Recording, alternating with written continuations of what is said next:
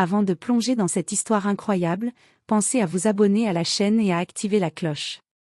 Ici, chaque récit a quelque chose à dire, et vous ne voudrez pas en manquer un seul. La ville de Westlake baignait dans une lumière dorée de fin d'après-midi.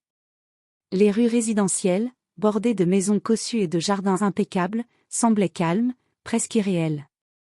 Pourtant, un événement allait briser cette tranquillité et révéler les fissures invisibles du respect et de la justice. Le général Marcus Washington, un homme noir dans la soixantaine, descendit de sa voiture noire de luxe avec l'assurance calme que seule une vie de discipline militaire peut conférer. Ses cheveux poivre et cils encadraient un visage marqué par l'expérience et la résilience. Décoré pour ses services héroïques, Marcus portait toujours en lui la dignité de son rang, mais ce soir-là, il était simplement un citoyen ordinaire, conduisant vers une réunion personnelle. L'officier Daniel Harper, un policier blanc au regard froid et méfiant, patrouillait dans le quartier. Harper était connu pour son tempérament autoritaire et son zèle excessif à faire respecter la loi. Quand il aperçut la berline noire de Marcus, il la jugea suspecte, s'arrêtant brusquement et ordonnant à l'homme de descendre du véhicule. « Sortez immédiatement de votre voiture », cria Harper, sa voix résonnant dans la rue calme. Marcus, surpris mais digne, obtempéra lentement. Il leva les mains en signe de paix et répondit avec fermeté. « Je suis le général Marcus Washington, de l'armée des États-Unis. Voici mon identification. » Mais Harper ne daigna pas regarder correctement. Son jugement, teinté de préjugés raciaux, refusa de reconnaître l'autorité et le rang de Marcus. « Je m'en fiche de vos titres. Vous êtes en état d'arrestation. » Les voisins s'arrêtèrent, intrigués par la scène, mais aucun ne bougea. L'humiliation était immédiate et publique, un homme respecté, un héros, traité comme un simple suspect. Marcus sentit la tension monter en lui, mais il maîtrisa ses émotions, gardant la tête haute. Chaque seconde passée contre le véhicule de police semblait peser des siècles. Ce moment, aussi injuste soit-il, allait déclencher une série d'événements qui révéleraient le racisme institutionnel, testeraient la résilience d'un homme d'honneur, et montreraient que même face à l'humiliation et à l'injustice, la dignité et la vérité peuvent triompher. Le général Marcus Washington n'était pas simplement un homme arrêté. Il était le symbole de la résistance, de la discipline et de l'intégrité face à la haine et à l'arbitraire. Et ce qui semblait être un simple contrôle de routine allait devenir le début d'un combat bien plus vaste pour la justice. La lumière dorée de l'après-midi baignait Westlake, un quartier résidentiel réputé pour ses maisons cossues et ses allées impeccables. Les passants profitaient des derniers rayons de soleil, ignorant que la tranquillité apparente allait bientôt être brisée. Le général Marcus Washington avançait calmement vers sa berline noire de luxe. Homme noir dans la soixantaine, il portait sur ses épaules la dignité d'une vie de service militaire irréprochable. Ses cheveux poivre et cils encadraient un visage marqué par l'expérience, tandis que ses yeux exprimaient à la fois la sérénité et la vigilance.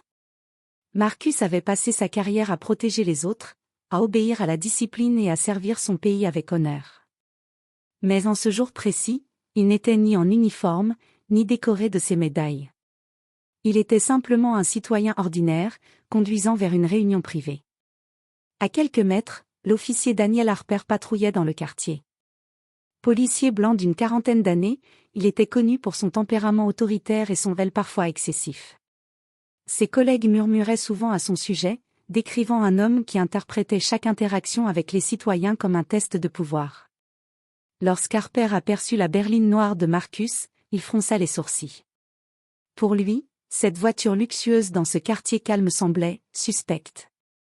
Sans réfléchir, il fit signe à Marcus de s'arrêter et descendit de son véhicule. « Sortez immédiatement de votre voiture », ordonna Harper, sa voix résonnant dans la rue silencieuse. Marcus, surpris mais maîtrisant son calme, obéit lentement. Il tendit ses mains en signe de paix et répondit avec une dignité tranquille. « Je suis le général Marcus Washington, de l'armée des États-Unis. Voici mon identification. » Harper jeta un coup d'œil rapide, sans s'attarder sur les preuves de son rang, grogna. « Je m'en fiche de vos titres. Descendez et coopérez. Vous êtes en état d'arrestation pour conduite suspecte. » Marcus sentit une montée de frustration, mais il la garda sous contrôle. Il savait que tout geste brusque pourrait être interprété contre lui. Les passants, intrigués, s'étaient arrêtés. Certains reconnaissaient l'homme, mais aucun ne bougea, paralysé par la scène, un général respecté traité comme un simple suspect. Harper fouilla Marcus avec rudesse, ignorant complètement la dignité de l'homme devant lui. Chaque mouvement du policier était chargé de condescendance et de mépris. Marcus sentit le poids de l'injustice peser sur lui, mais il garda la tête haute. La rage bouillonnait sous la surface, mais il ne laisserait pas l'humiliation dicter ses actions. Alors que Harper plaçait Marcus dans la voiture de police, ce dernier ne prononça pas un mot.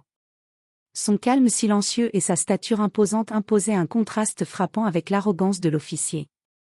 Marcus comprit alors que ce n'était pas seulement une arrestation, c'était un affront à sa dignité, à son honneur, et à tout ce qu'il avait défendu toute sa vie. Et ce qui semblait être un simple contrôle de routine allait bientôt se transformer en une bataille pour la justice et la vérité. La voiture de police avançait lentement dans la rue bordée d'arbres, et derrière les vitres teintées, Marcus Washington gardait un calme impressionnant. Ses yeux observaient les passants, certains jetant des regards intrigués, d'autres détournant le regard, mal à l'aise. Le contraste entre la dignité du général et la brutalité de l'arrestation était frappant. L'officier Daniel Harper, au volant, semblait jouir de son pouvoir, ignorant que chaque geste agressif était scruté par des témoins silencieux. « Vous pensez pouvoir me parler ?» lança Harper d'un ton sarcastique. Marcus, les mains croisées sur ses genoux, répondit avec une voix ferme mais calme. « Officier Harper, je respecte la loi. Je coopère. Mais vous avez arrêté un citoyen innocent. » Harper éclata de rire, secouant la tête. « Innocent ? Vous ne me dites pas qui je dois arrêter. Je fais juste mon travail. » La voiture s'arrêta bientôt devant le poste de police local. Harper sortit Marcus de force, ignorant la stature imposante et la carrure militaire de l'homme. Les passants s'étaient rassemblés sur le trottoir, certains enregistrant la scène avec leur téléphone. Les regards étaient lourds de jugement et de stupéfaction, un général décoré, un héros national, humilié publiquement par un simple policier. Les citoyens doivent apprendre le respect, murmura Harper à lui-même, convaincu de son autorité. Marcus, quant à lui, avançait sans un mot, son regard droit et fier fixant l'horizon. Chaque pas était une déclaration silencieuse, il ne se laisserait pas abattre, même face à l'humiliation.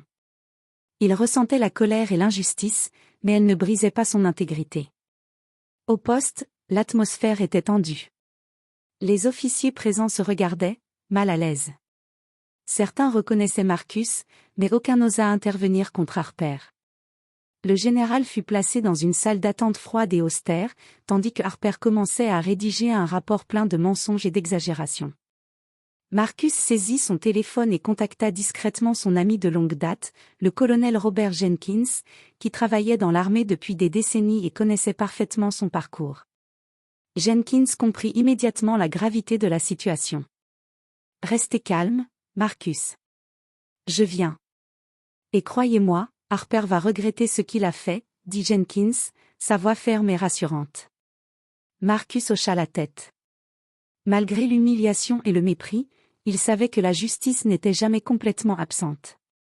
La bataille ne faisait que commencer. Et dans ce silence tendu, le général Marcus Washington préparait déjà sa revanche, non pas par violence, mais par la vérité et la dignité, armes plus puissantes que n'importe quelle force. Le temps semblait s'étirer dans la salle d'attente froide et silencieuse du poste de police. Marcus Washington, assis sur le banc de métal, fixait le sol avec un calme imposant. Chaque tic-tac de l'horloge résonnait comme un rappel cruel de l'injustice qu'il subissait. Les regards des autres détenus et visiteurs se posaient sur lui, certains avec curiosité, d'autres avec gêne.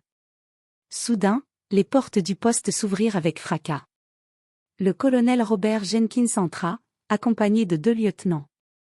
Sa stature imposante, son uniforme impeccable et son autorité naturelle imposaient immédiatement le respect. Tous les regards se tournèrent vers lui, y compris celui de l'officier Harper, qui sentit son assurance vaciller. « Officier Harper, expliquez-moi pourquoi le général Marcus Washington est ici ?» demanda Jenkins, sa voix résonnant comme un marteau. Harper, visiblement déstabilisé, balbutia. « Il y avait une Plainte, pour conduite suspecte. Jenkins planta son regard perçant dans les yeux de Harper. Vous avez arrêté un citoyen respecté et décoré sans preuve valable? Vous réalisez que c'est un général de l'armée américaine que vous traitez comme un criminel? La tension monta rapidement. Marcus resta immobile, observant la scène avec un mélange de calme et de dignité silencieuse. Harper tenta de se justifier, mais chaque mot qu'il prononçait semblait plus faible que le précédent. Colonel Jenkins, je ne savais pas. Tenta Harper, mais sa voix tremblait. Jenkins sortit son téléphone et contacta immédiatement le quartier général militaire pour vérifier l'identité de Marcus. Quelques minutes suffirent pour confirmer qu'il s'agissait bien du général Marcus Washington, décoré pour ses services exemplaires. Le silence tomba alors dans le poste, l'autorité d'Harper venait de s'effondrer. Marcus, vous êtes libre de partir immédiatement, déclara Jenkins, tout en jetant un regard sévère à Harper. Marcus se leva lentement, ses mouvements empreints de dignité. Son regard croisa celui de Harper, et sans dire un mot, il transmit toute la fierté et l'autorité d'un homme qui n'avait jamais été brisé par l'injustice.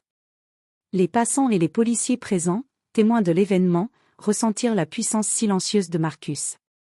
Harper, humilié mais encore autoritaire, n'osa plus parler. Son arrogance avait été confrontée à la vérité, et il se savait désarmé. Marcus prit une profonde inspiration. Bien qu'il ait retrouvé sa liberté, il savait que l'incident ne devait pas s'arrêter là.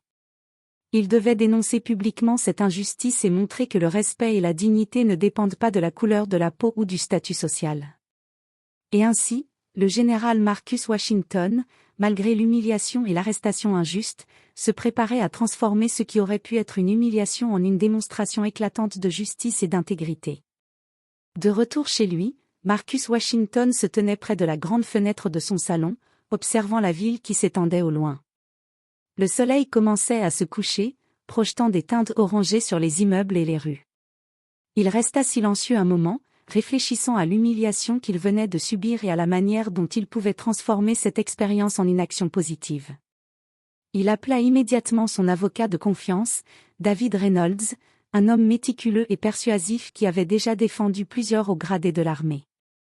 Ensemble, ils préparèrent un dossier solide sur l'arrestation discriminatoire, rapport de témoins, preuves photographiques, et l'enregistrement du colonel Jenkins confirmant l'identité de Marcus. « Cette affaire ne concerne pas seulement votre honneur, Marcus, dit David. Il s'agit de montrer à tous que personne, quel que soit son rang ou sa couleur de peau, ne doit subir l'arbitraire et le racisme. » Marcus acquiesça. Il savait que le véritable pouvoir ne résidait pas dans la colère ou la vengeance, mais dans la vérité et la dignité. Le lendemain, il accepta de donner une interview à la presse locale. Son discours fut calme, précis, mais d'une puissance remarquable. Il raconta les événements, décrivit l'humiliation qu'il avait subie, et dénonça le comportement abusif de Harper, ainsi que le racisme institutionnel que trop de citoyens noirs subissaient quotidiennement. Les médias nationaux reprirent l'histoire. Les réseaux sociaux s'enflammèrent. Les images et les témoignages diffusés provoquèrent un débat public intense sur la discrimination raciale et l'abus de pouvoir au sein de la police. Harper fut immédiatement suspendu, et une enquête approfondie fut ouverte. Marcus, loin de chercher la vengeance personnelle, utilisa sa notoriété et son influence pour demander des réformes concrètes, formation antidiscrimination, transparence des arrestations, et un suivi strict des abus policiers. Son action inspira la communauté et fit écho dans tout le pays. Dans cette lutte silencieuse mais puissante, Marcus Washington avait transformé une humiliation publique en victoire morale. Sa dignité restait intacte, et sa voix, portée par la justice et la vérité, devint plus forte que jamais. Alors que le soleil disparaissait derrière l'horizon, Marcus se tenait droit, le regard tourné vers l'avenir. Ce jour-là, il avait montré que même face à l'injustice, un homme peut rester invincible quand il refuse de céder à la peur, à la haine ou à l'humiliation. Et dans le silence de sa maison, une certitude résonnait, la dignité et la vérité finissent toujours par triompher.